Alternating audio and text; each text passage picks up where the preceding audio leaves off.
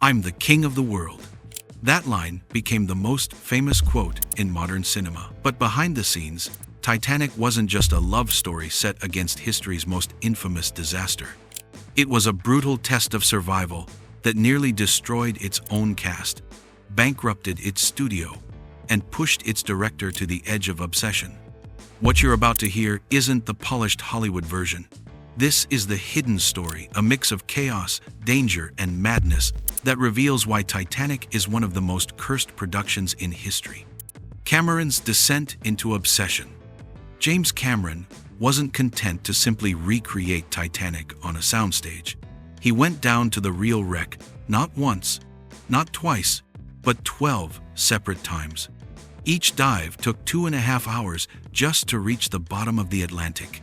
And by the end of it, Cameron had spent more time on the shipwreck than most passengers ever did alive. At first, he treated it like an engineering mission, laser-focused on gathering footage. But after multiple visits, something changed.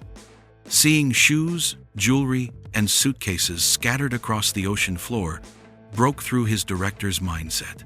He later described the dives as haunting, emotional, and transformative.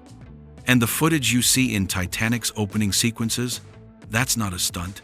That's Cameron himself, operating cameras 2 miles beneath the surface, one mistake away from disaster. But obsession was just the beginning. Soon the entire crew would learn how dangerous this production really was. The soup that sent 50 people to the hospital. It sounds like a twisted crime novel, but it's real. While filming in Nova Scotia, someone laced the crew's chowder with PCP, a dangerous hallucinogen. Over 50 people, including Cameron himself, ended up in the emergency room, violently ill and terrified. Some hallucinated. Others lost all coordination.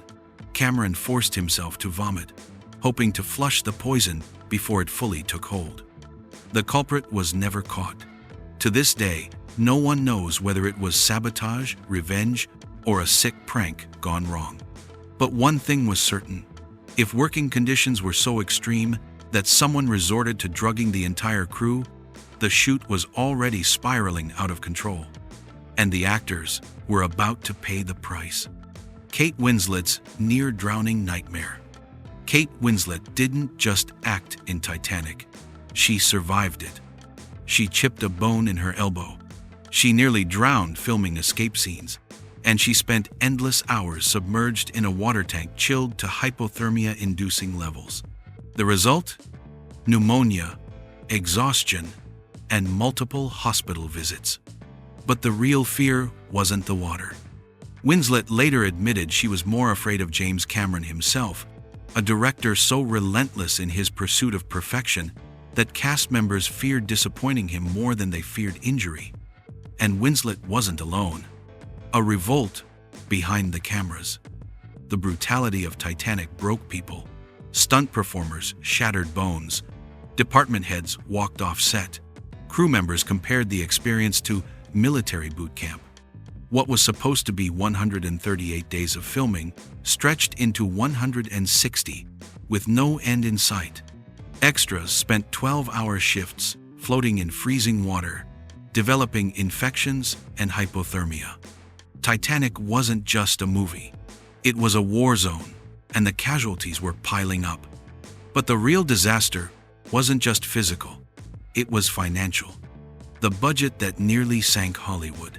Titanic was supposed to cost $120 million, already a staggering figure in the mid-1990s.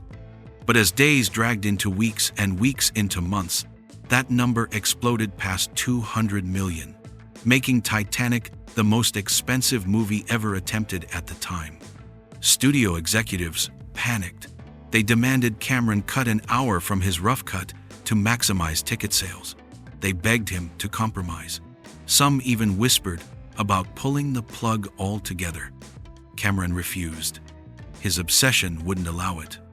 But while the studio fought over money, a secret collaboration was about to change cinema forever. The song that almost never existed. Today, My Heart Will Go On is inseparable from Titanic, but James Cameron wanted no part of it. He believed a pop ballad would cheapen his historical epic. Composer James Horner thought differently. In secret, he worked with lyricist Will Jennings and persuaded Celine Dion to record a demo. Dion hated the song at first. She thought it was too cheesy, too commercial. It took her husband, René Angelil, to push her into the booth.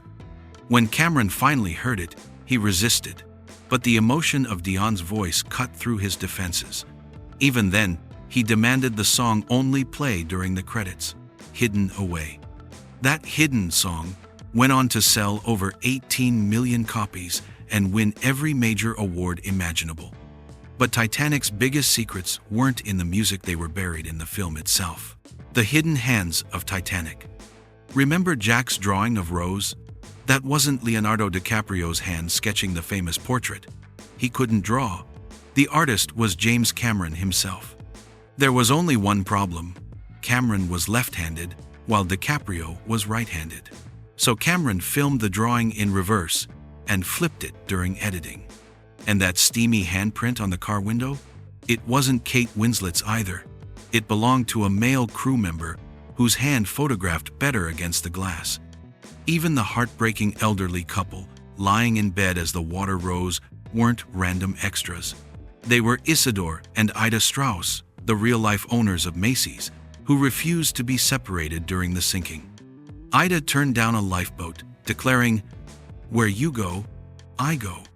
But these were small secrets compared to the dangers still waiting in Titanic's grand finale. The sinking that nearly killed people for real.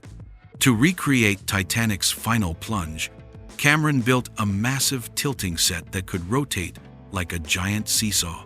When the deck tipped, extras didn't slide on mats. They slammed into steel walls. Some broke bones. Others ruptured organs. Water thundered in at full force, dragging people under. Several actors were knocked unconscious, pulled out by medics at the last second. These weren't stunt performers. They were ordinary background actors, suddenly trapped in a disaster that felt terrifyingly real. Audiences gasped at the chaos on screen. Few realized the danger behind it was just as deadly. The replica ship that became a city. To make it all possible, Cameron ordered the construction of a near full-scale Titanic replica in Rosarito, Mexico. 775 feet long, complete with elevators, dining halls, and working hydraulics that could flood entire sections on command. The set cost more than most entire movies, and it was so accurate that maritime historians studied it as if it were the real ship. Local workers became shipbuilders, learning century-old techniques just to satisfy Cameron's obsession with detail. But while the director obsessed over history, fate had one last twist in store: Cameron's own brush with an iceberg. During location scouting in the North Atlantic, Cameron's research vessel struck an iceberg. In an eerie echo of the Titanic itself, the ship's hull was damaged. No one died, but the crew was shaken. Some called it a curse. Others saw it as proof that Cameron had taken the story too far. Cameron himself admitted the collision gave him a chilling new respect for how suddenly disaster can strike. And perhaps that's why Titanic feels so real, because it was born not just from imagination, but from danger, obsession, and chaos. Conclusion: Titanic wasn't simply a film about survival. It was survival. A production where actors nearly drowned, where 50 people were poisoned, where the budget spiraled into financial catastrophe. Yet somehow, through sheer madness and determination, it became the highest-grossing film in history and won 11 Academy Awards.